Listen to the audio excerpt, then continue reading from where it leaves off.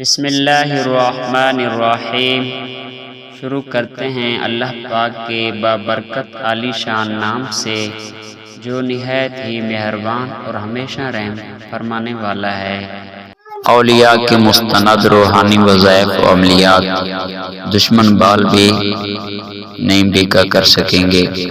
سلطان المشائخ حضرت نظام الدین اولیاء اللہ رحمۃ اللہ علیہ نے فرمایا کہ حضرت حسن بصری رحمۃ اللہ علیہ نے سورۃ کی تفسیر میں لکھا ہے کہ جو شخص سورہ مزمل کا ورد رکھتا ہے اسے لاکھ دشمن حاسد جادوگر ظالم اور بدخواہ تکلیف پہنچانا چاہیں اس کا بال بیکا نہیں کر سکتے، سب مغلوب ہو جائیں گے۔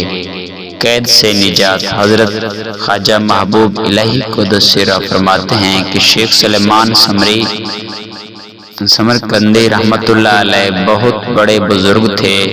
آپ کو حاکم وقت نے قید کر دیا اور سر سے پاؤں تک آہنی زنجیروں میں جگڑ دیا۔